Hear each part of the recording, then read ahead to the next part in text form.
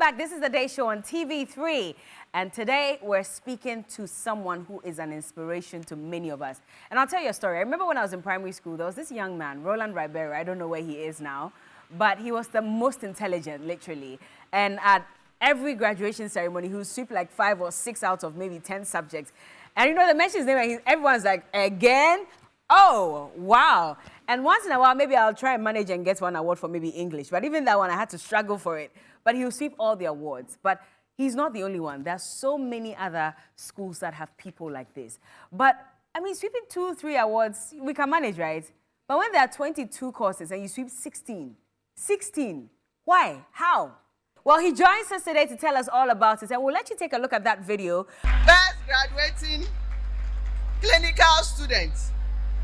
The prize is 1,000 Ghana cedis, and the awardee is Nathaniel Nii Cudjoe. Best graduating pre-clinical student. Cash prize 1,000 Ghana cedis, and the awardee is Nathaniel Nii Cudjoe.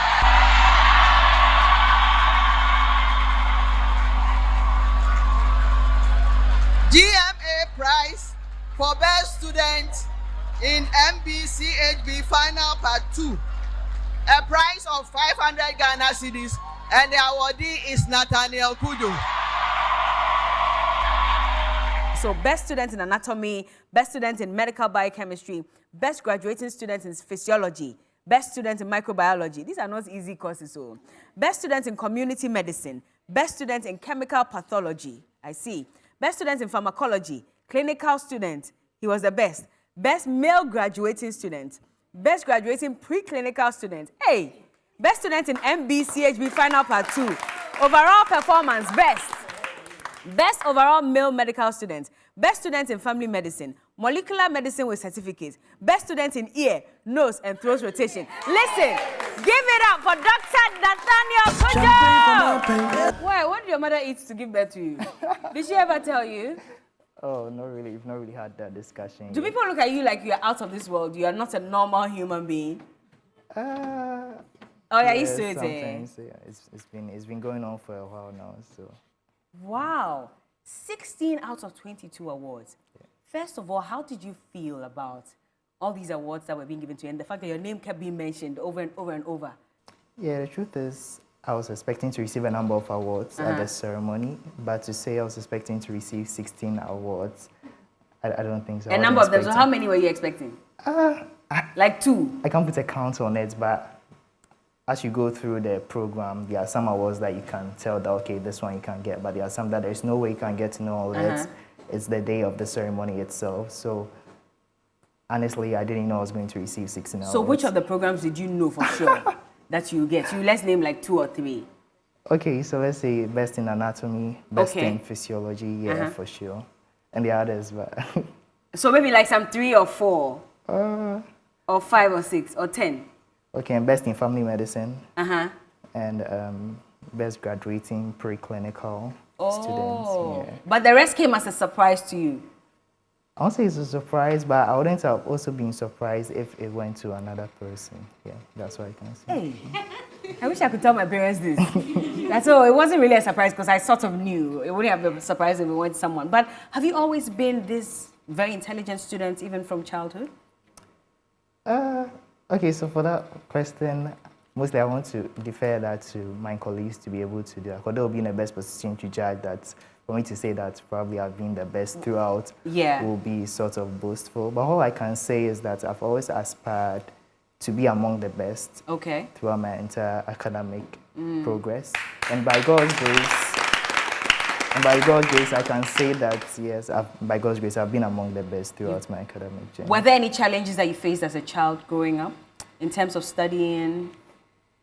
For challenges, so now I have to say a very thank you to my parents. They've been very supportive throughout my academic journey, both emotionally and financially. They supported me throughout. So I've not really had a lot of challenges. So it wasn't as if you were inspired by maybe a family member who was a doctor? No. Your parents, none of them is a doctor? No, please, no. There's no family member who's a doctor? Yeah, I have a cousin who's a doctor. But as I was in primary school, he just recently became a doctor. So oh, okay. I can't say he's my inspiration. It was from movies? Yeah, and from TV shows. Movies and TV shows, yeah. I see. And I'm sure you told your parents about it. What did they say? Yeah, my mom was very excited. Okay. Yeah, so she was always supportive of me throughout the entire journey. Everyone knew that I wanted to become a doctor, so everyone was supportive and made sure my entire environment was, conducive to ensure that I achieved this goal. Okay. So what primary school were you in? I went to Cudjoe Agri Memorial School. Okay. Yeah. And then for senior high school, you went to? I went to St. Peter's Senior St. High Peter's. School. Yeah. And then? Then I actually moved to Legon for a year. Yeah. To read Bachelor of Pharmacy. Then I stopped after a year. After a whole year of studying pharmacy, you stopped? Yes. Why? Because the dream to become a medical doctor was still there. So Legon didn't offer you yes, the course to study exactly. medicine? Yeah. They gave you pharmacy instead? Yeah. Because you didn't make the grades for medical school or what? Yeah.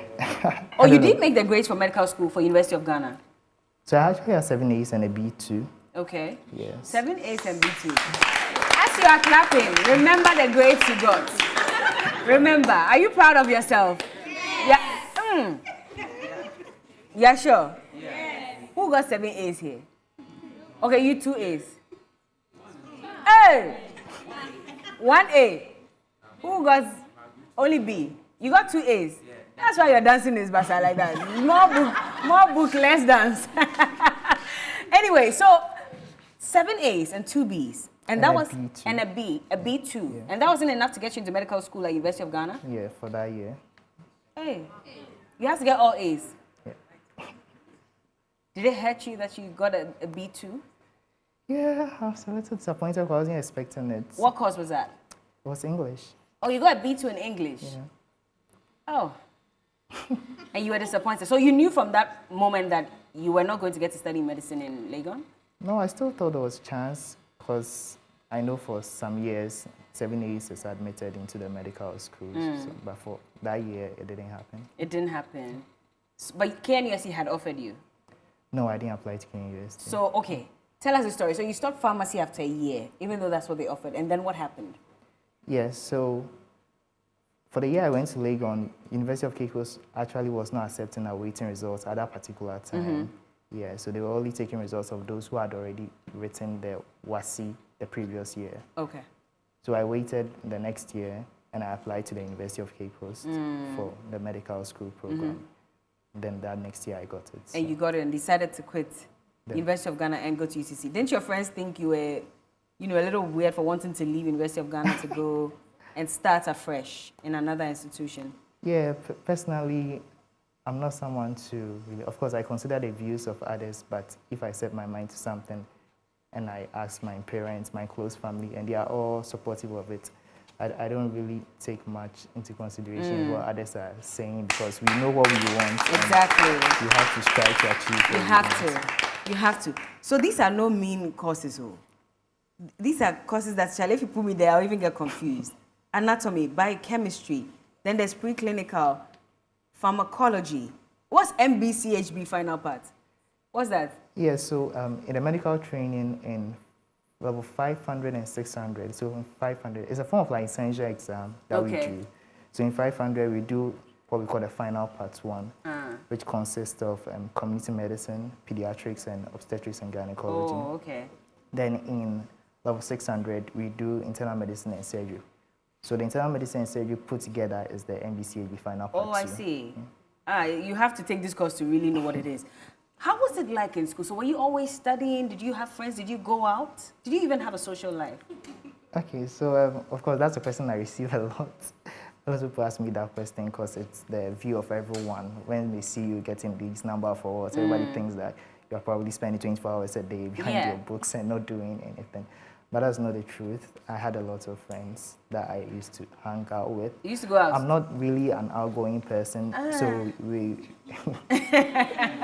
I'm not really an outgoing person. Okay. So we used to like hang out, not necessarily like going out, but I spend a lot of time with them. And I also have a lot of extra activities that I do, like what? watching movies. You watch a lot of movies? I watch a lot of movies. What kind of movies? All genres of movies. Oh, it's not just movies related to medicine? No. I actually don't watch a lot of movies. Oh, you don't watch a lot related of to those? medicine. Okay, what's your favorite kind of movie? Is it like action? Is it scary stuff? Sci-fi? I actually like the ones which are, we call them paranormal. Because those ones tend to, you have to wait to the end of the movie to know what the whole thing is about. So those you sort of like thing, mystery and that sort of thing. Yeah. and suspense. Exactly. Do you have a girlfriend though? Or did you have a girlfriend in school? Well, that one too is a mystery. You are waiting to the end to figure it out. Oh, you don't have a girlfriend? Or it's personal? It's personal. Okay. Yeah, well, we want to know. Just in case, maybe some parents are watching, they want to link their daughter to you because this 16 hours, we all want our children to collect some more. Yeah. So people like him. Yeah. Now, on that day when you were receiving those awards, what was going through your mind? It was a surreal experience, honestly. There were a lot of emotions that were actually going through me. It was I don't even know how to But put you it weren't into surprised, words. like you said.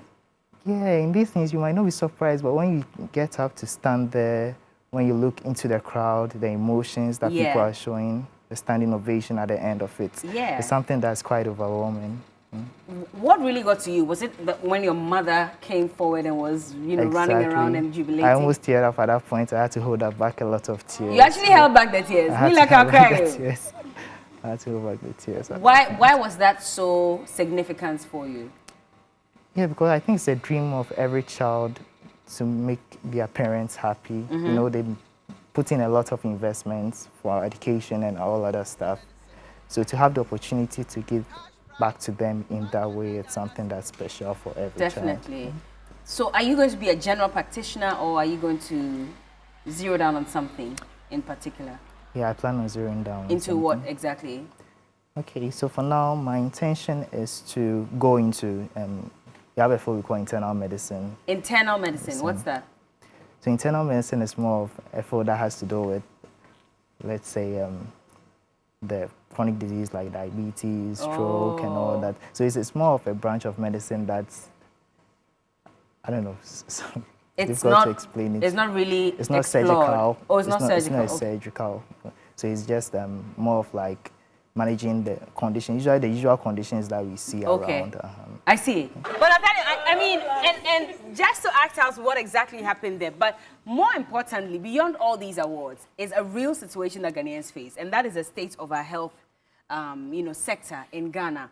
The fact that if you need, an ambulance, they'll ask you, do you have a bed at the hospital? You go to the hospitals, they don't have equipment. I mean, it's a very dire situation all across the country. For you coming into this field, what do you make of the situation and what do you think you can do to change it? Okay, so for the healthcare system, I think a lot of improvements have been made over the years by successive governments. It's important to acknowledge that it's not like nothing has been done. But like in any system, there's a room for improvement. There's always room for improvement. So I'd like to touch on three main things. First one has to do with infrastructure, which you mentioned. Second has to do with training of health personnel. And lastly, brain drain. Okay. So for the infrastructure aspect, I think a lot more needs to be done. Infrastructure in building more hospitals to absorb the medical practitioners we are training, not necessarily just doctors, but the entire medical practitioners we are pushing out of the schools each year. You also need to get the necessary equipments that are needed so that these medical practitioners can do their jobs and do it well. It's quite frustrating when you are there and you need this instrument to do something and you are not getting it. It's really frustrating, both for the medical practitioner and the patient as well. Then you also need to look at training more health professionals. It's also quite important because our doctor-patient ratio, we all know, is not good enough, and a lot needs to be done in order to bridge that gap. Now, lastly, I want to talk about brain drain, which is something that was happening in the past, but it got to a point it came down, and I think it's coming up again. Oh, it's gone up. Exactly. I mean, we have hundreds of nurses that we're told have left the country, doctors, all that. And it's really a problem because if you tackle the first two aspects, that's the infrastructure and the training of health personnel, and these health personnel end up leaving the country, it more or less nullifies what you've done in the first two steps. So I think a lot of effort has to be put in place. Usually these health professionals, at least I'm in the I'm in the field. You are? So, I know that most of them are not happy with the condition of service. Yeah. That's one of the main factors that causes them to leave the country. So I think, and this is something that I feel can be sorted out. Okay. Yeah, to ensure that we're able to keep our them health here. practitioners, because they were trained in the country, so it's just fair that they serve the country. Would you leave if you had a better opportunity somewhere else, in the US, UK? I mean, they are the ones who are looking for, they're coming for a lot of teachers, a lot of people in the medical fields as well, to go and practice there. Exactly. Would you leave? Personally, the main thing that will make me leave is probably the specialty I want to go to. If it's not being done here, which is not the case, it's actually being done here. So you stay? Yeah. Because I have a plan I want to go into neurology, because I have a plan to, eventually when I'm able to get there, to build a facility specifically for management of stroke patients. Oh, nice. I think there's... wow.